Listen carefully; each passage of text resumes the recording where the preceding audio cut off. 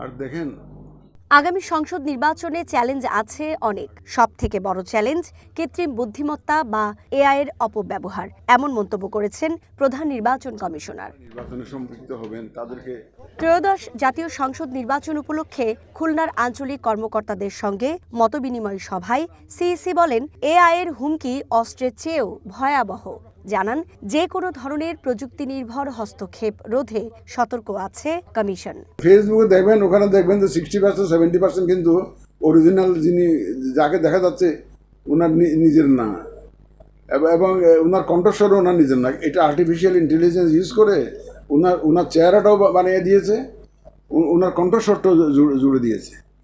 এই ইলেকশনে এই অ্যাবিউজ অফ এআই, এটা একটা আমাদের জন্য বড় চ্যালেঞ্জ হিসেবে দেখা দিয়েছে। এখন আমরা seriously we are working on it. দেশি বিদেশি বিশেষজ্ঞদের নিয়ে কাজ করছি কীভাবে এটা অ্যাড্রেস করা যায়। মডার্ন একটা যুগে একটা মডার্ন থ্রেট আমি বলবো এটাকে। এটা অস্ত্রের চাইতেও মারাত্মক। সিইসি বলেন, কমিশন কোনো দলীয় সরকারের অধীন নয়, তাই নির্বাচন নিয়ে কোনো চাপ নেই। তবে নির্বাচন ব্যবস্থার ওপর ভোটারদের আস্থা ফিরিয়ে আনাই হবে প্রধান চ্যালেঞ্জ। যে আমি ধারণা করছি, দূর যায় লাভ কি, আমার ছেলে তো ভোটার হয়ে ভোট না দিতে পারে, এখন আমেরিকা কানাডা চলে গেছে, বলে যে ভোটার হইলাম জীবনের প্রথম ভোটে দিতে পারলাম না, চলে গেছে। এখন মানুষ তো আগ্রহ হারিয়ে ফেলেছিল, কারণ জানে যে আমি গেলেও যাই হবে, না গেলেও তাই হবে। সুতরাং মানুষ তো আগ্রহ, এই যে মানুষের যে আস্থা ফিরিয়ে আনা ইলেকট্রাল সিস্টেমের প্রতি, আমাদের এই যে ভোট ব্যবস্থার প্রতি যে আগ্রহ ফিরিয়ে আনা, এটা একটা সব one of the biggest challenges. ও মানুষকে ভোটের কেন্দ্রে নিয়ে আসা, এটাও একটা ধরনের চ্যালেঞ্জ। এই যে বিশেষ করে মহিলাদের, গ্রামাঞ্চলে মহিলাদেরকে ভোটের কেন্দ্রে নিয়ে আসা, কারণ আমরা তো কোনো দলীয় সরকারের অধীনে নাই, আমরা একটা নিরপেক্ষ ইন্টারিম গভর্নমেন্টের আন্ডারে ইয়েতে ইলেকশনটা করবো, কারণ আমাদের উপরে কোনো দলীয়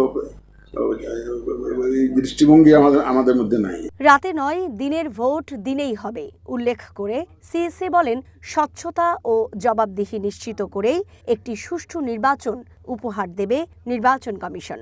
আমরা কোনো রাতের বেলা কোনো কর্মকাণ্ড করতে চাই না, দিনের বেলা সব কর্মকাণ্ড করে যাতে মানুষ এক স্বচ্ছতার সাথে যাতে কাজটা সমাধা করি।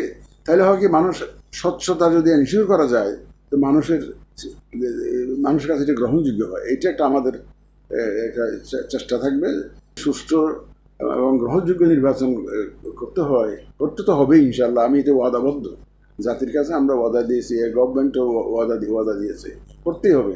নির্বাচনকে কেন্দ্র করে সহিংসতা বা জালিয়াতির সুযোগ যাতে তৈরি না হয় সেদিকেও কঠোর নজর রাখার কথাও জানান প্রধান নির্বাচন কমিশনার। গ্রহণযোগ্য নির্বাচন যদি না হয়। সুকন্যা আমির, ওয়ান নিউজ।